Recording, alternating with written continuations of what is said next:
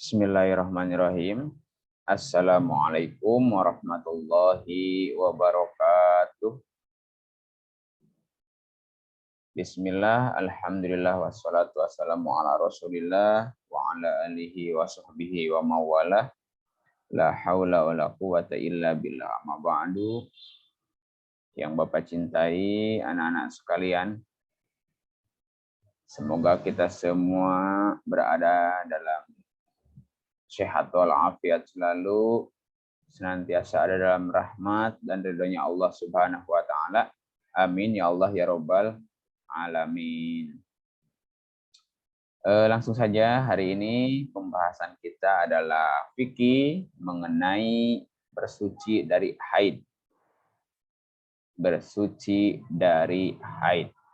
Di buku kelas 4 ini merupakan materi pelajaran ketiga atau bab ketiga. Silakan dibuka bukunya atau boleh sambil lihat ke share screen yang Bapak tampilkan. Oke, baiklah.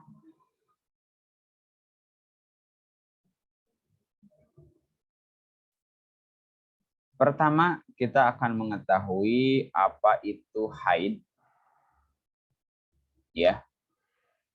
Haid menurut bahasa artinya atau berarti mengalir. Jadi segala sesuatu yang mengalir itu secara bahasa dinamakan haid. Ya, itu. Air sungai mengalir, haid. Air selokan mengalir, haid. Dan lain sebagainya. Apapun itu yang mengalir secara bahasa itu haid disebutnya.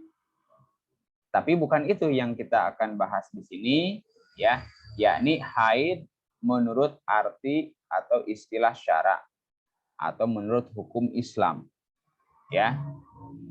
Haid menurut istilah adalah darah yang keluar dari kemaluan perempuan dan perempuan tersebut dalam keadaan sehat, bukan disebabkan keluar darahnya itu karena sedang melahirkan, terluka, atau karena penyakit.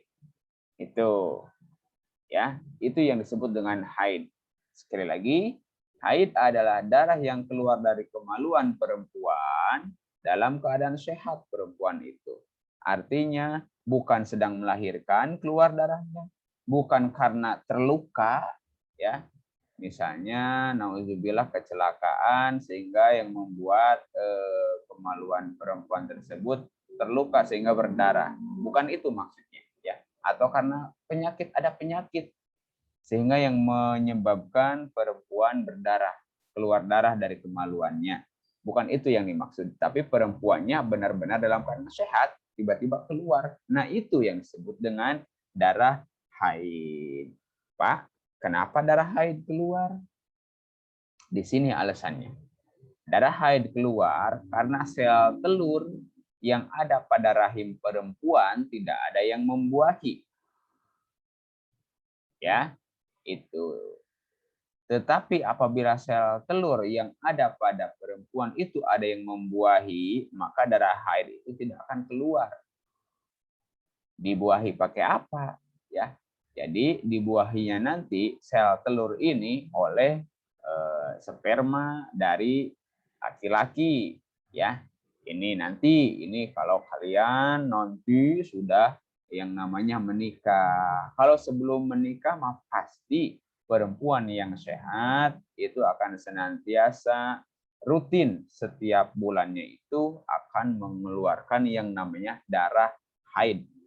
Seperti itu. Jadi jangan takut ketika kalian sekarang yang perempuan nih khususnya, ya, kelas 4 itu sudah mulai belajar haid, keluar darah. Jangan takut, jangan malu, ya, jangan stres, karena ini merupakan sunatullah. Ya, ini kodrat kalian sebagai perempuan yang punya rahim, yang punya sel telur, itu pasti akan ada yang namanya keluar darah haid. Ya, apabila darah haid atau menstruasi berhenti, kemudian di hari lain keluar lagi, dan masih dalam masa haid, maka darah itu darah haid. Itu ya. Warna darah haid atau menstruasi biasanya persis dengan darah yang keluar dari anggota badan. Tuh, bisa dimengerti ya. Jadi anggota badan, kemudian ini tinggal kalian baca. Kemudian di sini seorang perempuan ketika haid harus tetap menjaga kebersihan dengan cara rajin mengganti pembalut, kalau istilah sekarang itu ya. Pembalut macam-macam mereknya ya. Itu. Kemudian tetap mandi ya. Itu. Tetap mandi dan mencuci rambut agar badan tetap bersih dan tidak gatal. Walaupun memang kenapa perempuan yang haid ketika mandi tidak keramas? Karena ditakutkan ada rambut yang jatuh sehingga nanti yang jatuh atau rontok sehingga nanti kalau ketika mandi besar ya itu si rambutnya tidak terbawa. Itu yang ditakutkan. Makanya banyak perempuan kalau sedang haid itu mereka lebih aman, nggak apa-apa tidak keramas dulu, nanti keramasnya ketika mandi besar. Jadi menghindari adanya rambut yang jatuh sehingga nanti setelah bersih ketika mau mandi besar rambutnya bisa terbawa semua. Ya. Bagi anak laki-laki yang perlu dilakukan ketika mengetahui ada teman yang sedang haid, pertama tidak boleh mengejeknya. Ya, nggak boleh mengejek ya, karena itu sudah sunatullah perempuan seperti itu. Jadi kalau ada temannya yang sedang haid jangan diolok-olok, jangan diejek, nggak boleh. Harus tetap sopan santun kepada temannya dan belajar menghargai. Yang selanjutnya macam-macam darah haid. Secara ilmu fikih, ulama-ulama fikih itu sepakat ada 4 macam warna darah haid. Yang pertama ada hitam. Yang pertama ada hitam.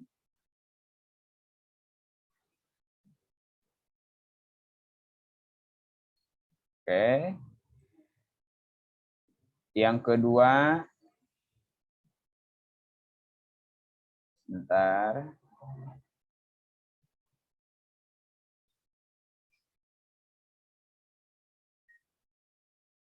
Jadi darah haid itu tidak selamanya merah.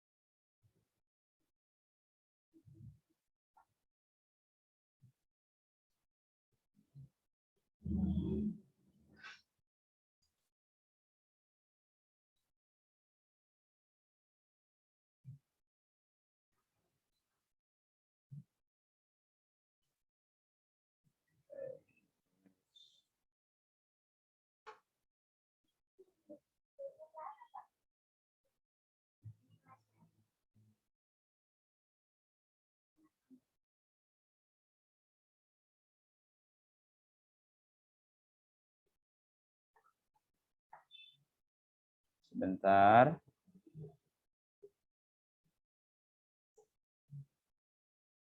Sinyalnya gangguan. Jadi darah haid yang harus kalian ingat ya, bahwa darah haid itu ada 4 macam.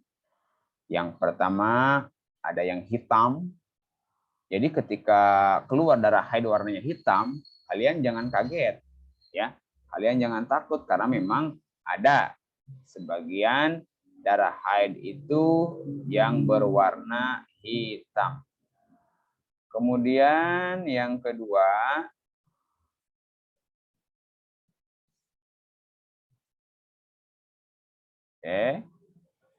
selain hitam, yang hitam ini ada hadisnya juga ya, yang artinya dari Fatimah binti Abi Hubaisy bahwasanya ia mempunyai darah penyakit atau istilahnya darah penyakit itu istihadah.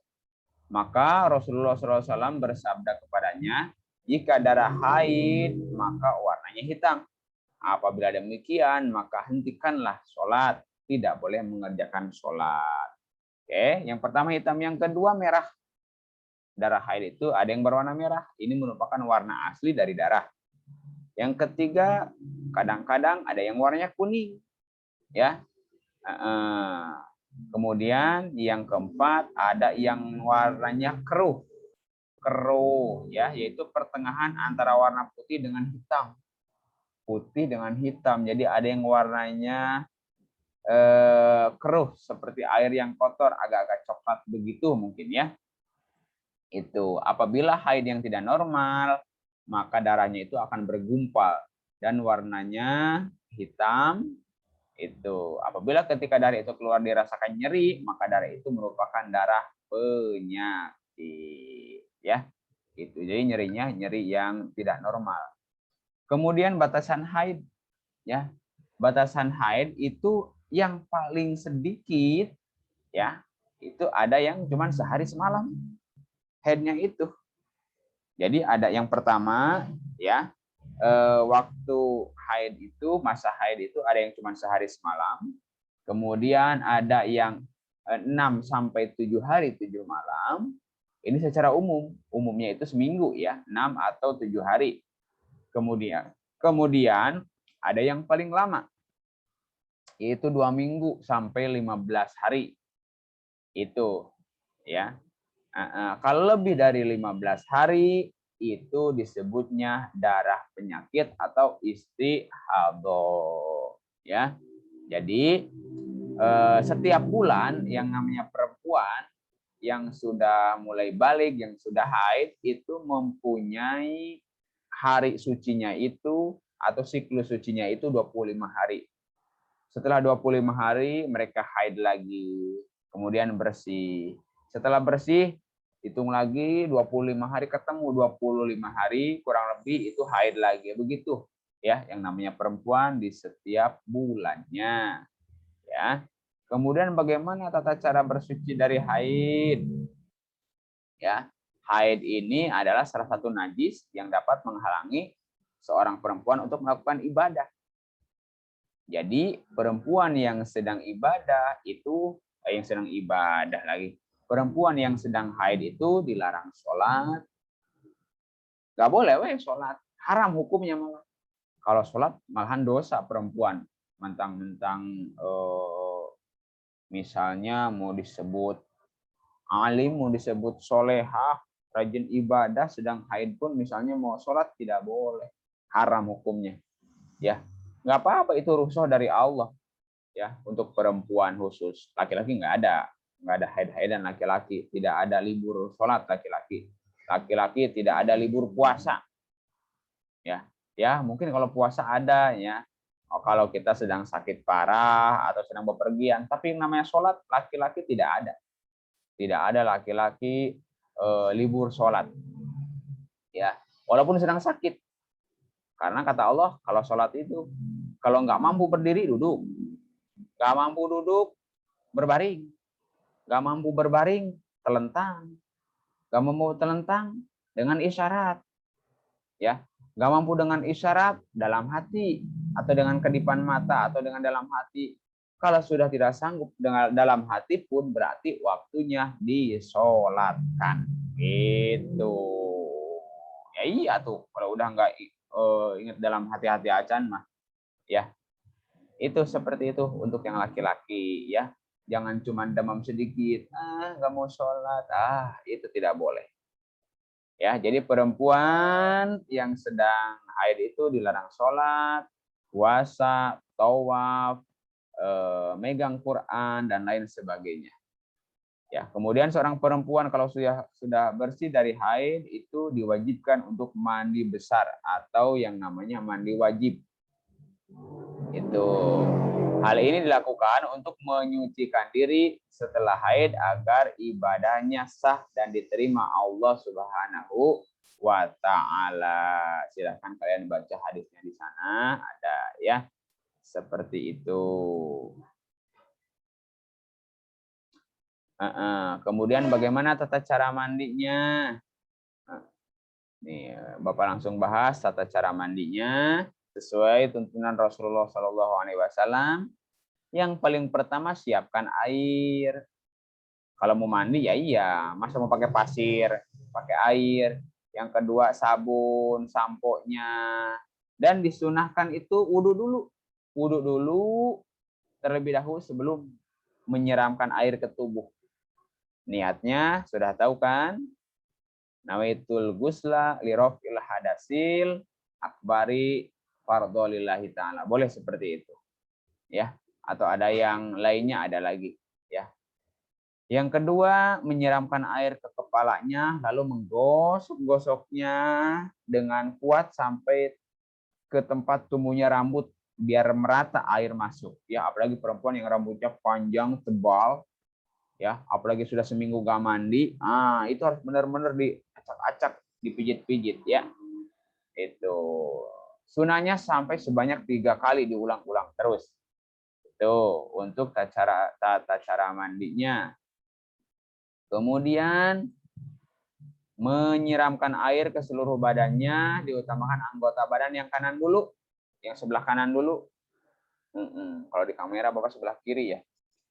Ini ya, kanan ini kanan bukan kiri ya, karena ini seperti cermin, jadi kanan seperti kiri seperti kanan.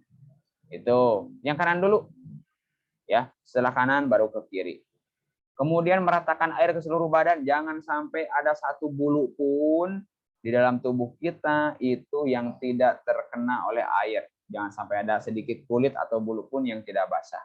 Keteknya diangkat, digosok-gosok. Kemudian di belakang dengkul, kemudian di selipan-selipan kulit, ya di paha dan lain sebagainya, itu harus benar-benar merata. Kemudian menuangkan sampo ke kepala dan sabun ke badan, yang dibalik. Sampo ke badan, sabun ke kepala, itu kebalik, nggak boleh. Ya nggak pantas ya. Kalau sampo ke badan itu licin jadinya. Kemudian menggosoknya, menyiramnya sampai bersih, ya. Nah, yang keenam ya ini dia, menyiramkan air ke kepala sampai bersih. Kemudian apa larangan-larangan bagi seorang perempuan yang sedang haid? Yang pertama, sholat. Mau wajib, mau sunnah, haram perempuan untuk sholat kalau sedang haid. Hadis Rasulullah SAW, an Aisyah qalat qala Nabi sallallahu alaihi wasallam iza aqbalatil haidah fada'iyas sholah. Apabila datang waktu haid, hendaklah engkau tinggalkan sholat. Tidak usah sholat, haram hukumnya. Kalau sudah bersih baru. Yang kedua, puasa. Mau wajib, mau sunnah, perempuan yang sedang haid dilarang untuk berpuasa. Ya, tapi kalau yang namanya puasa itu wajib mengkodoknya setelah nanti bersih. Setelah nanti selesai. Bulan Ramadan nih, ya sedang puasa, ternyata keluar tengah hari lagi haus-hausnya, ya lagi lapar-laparnya, tiba-tiba haid. Waduh, ya jangan nunggu sampai maghrib, langsung buka saat itu, silakan saja minum. Nah hari itu mulai dihitung, hari itu kalian tidak puasa dan harus dikodonya nanti setelah selesai Ramadan. Itu kalau misalnya 5 hari ya 5 hari kodonya, kalau 6 hari 6 hari kodonya, kalau 7 hari ya 7 hari kodonya. Kodo itu mengganti arti kodo itu, ya. Itu. Ini ada hadis Nabi an Abi Sa'idin radhiyallahu anhu qala Nabi sallallahu alaihi wasallam alaysa idza hadat lam tusalli wa lam tasum. Ini yang meriwayatkan Imam Bukhari. Bukankah perempuan yang haid tidak mengerjakan sholat dan puasa? Itu kata Nabi. Ya, kemudian berdiam di masjid. Itu perempuan yang sedang haid dilarang untuk berdiam di masjid. Namun bila hanya melintas masih diperbolehkan asalkan tidak akan mengotori masjid. Maksudnya begini, perempuan yang haid kenapa dilarang ke masjid? Karena takut ada darah yang menetes di masjid. Ya, walaupun mungkin sekarang mah karena pakai pembalut jadi bisa diminimalisir. Walaupun tetap karena pakai pembalut pun kadang-kadang suka tembus. Kalau istilah perempuan itu tembus. Ya, itu. Pak, bagaimana ternyata itu di masjid, Pak? Ada ayam di masjid mau mau diusir sehingga harus kita masuk ke masjid. Itu sebelum ayamnya nanti buang kotoran di masjid. Boleh-boleh saja masuk ke masjid ya, asalkan yakin bahwa tidak akan menetes darah haid kalian itu. Ya.